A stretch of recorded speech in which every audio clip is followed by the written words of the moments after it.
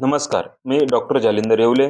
आज आपण मराठी भाषा गौरव दिन का साजरा केला जातो याविषयी माहिती पाहणार आहोत. मराठी भाषा गौरव दिन हा जगभरातील मराठी भाषिकांकडून दरवर्षी 27 फेब्रुवारी रोजी साजरा केला जातो. ज्ञानपीठ पुरस्कार प्राप्त प्रसिद्ध मराठी कवी कुसुमाग्रज म्हणजेच विष्णू वामन शिरवाडकर यांचा जन्मदिवस हा मराठी भाषा गौरव दिन म्हणून साजरा केला जातो. महाराष्ट्रात राहणाऱ्या प्रत्येक व्यक्तीला मराठी भाषेचा अभिमान आहे. महाराष्ट्राच्या कानाकोपऱ्यात मराठी भाषा बोलली जाते, लिहिली जाते, वाचली जाते. मराठी भाषा जगभरात पोहोचवण्याचे काम आजवर अनेक मराठी साहित्यिकांनी केलेले आहे. नुकताच 3 ऑक्टोबर 2024 रोजी मराठी भाषेला अभिजात भाषेचा दर्जा मिळालेला आहे. कुसुमाग्रज यांनी महाराष्ट्राच्या सांस्कृतिक आणि साहित्यिक क्षेत्रामध्ये मोलाचे योगदान दिलेले असून मराठी भाषा ही ज्ञानभाषा होण्यासाठी अथक परिश्रम घेतले आहेत. मातृभाषेचा गौरव म्हणून व कुसुमाग्रज यांच्या स्मृतींना अभिवादन म्हणून त्यांचा जन्मदिवस मराठी भाषा गौरव दिन म्हणून साजरा करण्याचा निर्णय शासनाने दिनांक 21 जानेवारी 2013 रोजी घेण्यात आला.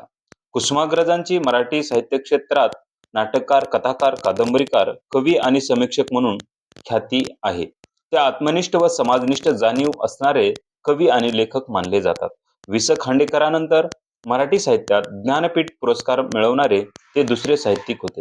1987 साली त्यांना ज्ञानपीठ पुरस्कार मिळाला. नटसम्राट, वीज म्हणाली धरतीला ही त्यांची गाजलेली अशी नाटके, तर विशाखा हा त्यांचा प्रसिद्ध असा कविता संग्रह. ज्ञानपीठ पुरस्कार, पद्मभूषण पुरस्कार, त्याशिवाय अनेक पुरस्कारांनी त्यांना गौरविण्यात आलेले आहे. मडगाव येथील अखिल भारतीय मराठी साहित्य संमेलनाचे अध्यक्षपद असो की कोल्हापुरातील मराठी नाट्य संमेलनाचे अध्यक्षपद किंवा मुंबईतील जागतिक मराठी परिषदेचे अध्यक्ष ही पदे त्यांनी भूषविलेली आहेत.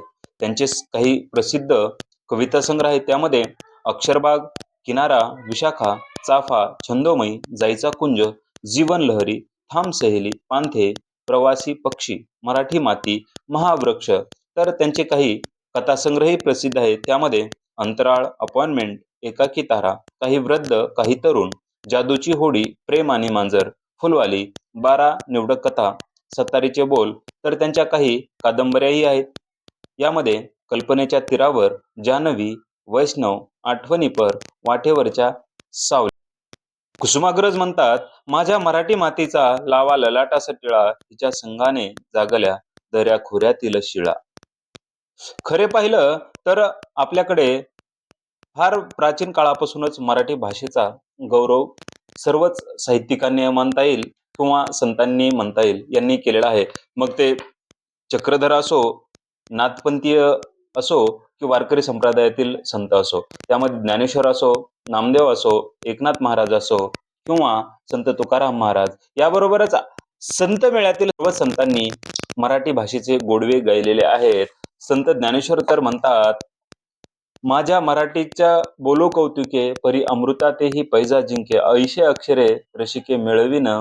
तर सुरेश भट म्हणतात, लाभले आम्हास भाग्य, बोलतो मराठी, झालो खरेच धन्य, बोलतो मराठी. धन्यवाद.